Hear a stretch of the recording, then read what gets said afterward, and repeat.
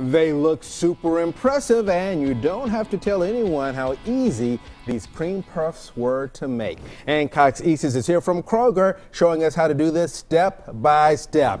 All right, so these were all handmade, homemade, right. And you say it's an easy thing to do. It is.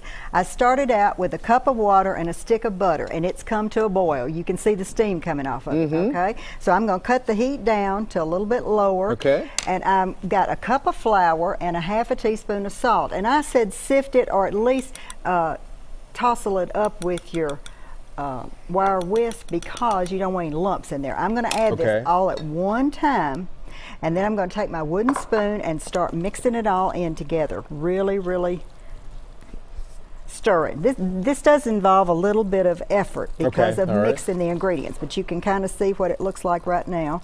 It's all coming together, sticking together, the flour and the butter and the water.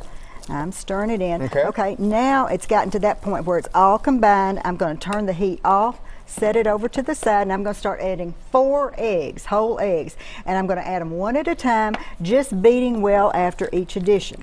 And I've got some cream puffs made up over here to the side.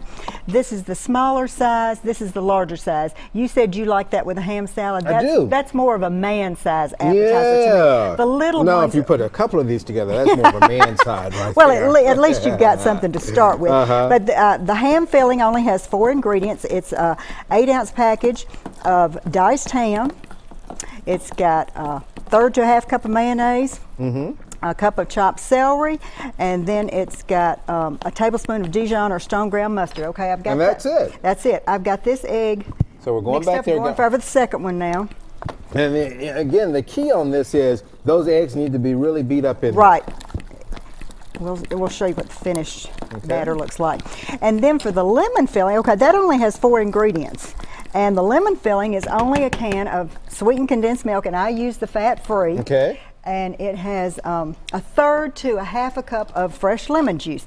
And I say the difference because if you don't like a really strong lemon filling, just use the 1/3 cup of lemon juice. And if you like a really strong lemon filling, use the 1/2 cup. And I mean, it's just 2 ingredients. And you let that set up in the refrigerator. Just mix them all together with a wire whisk or a spoon, combine them all, and then you let it chill, and then it makes a perfect filling for the little ones for a dessert. And you could do the same size on the smaller ones.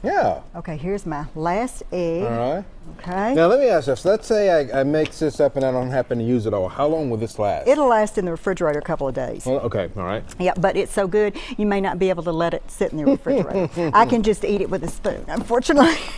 That would be me with this ham salad. I could do that with a spoon, but definitely I just take that, grab crackers, and I'm good to go. Well, these would be good for Easter time because leftover ham, the lemon, we think of springtime. Exactly. And so those are good things to use during the Easter weekend, which is coming up fast and furious. And then I've topped it off with a new product in some of the stores.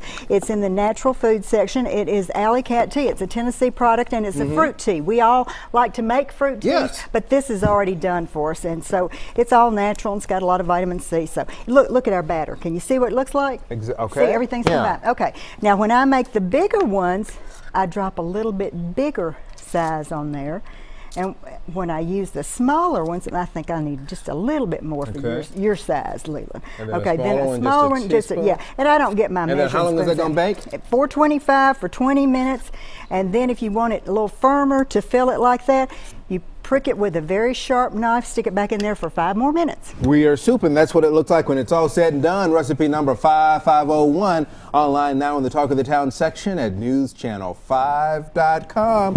All right, there's another one with my name on it. I think so. As always, thank you, Ann.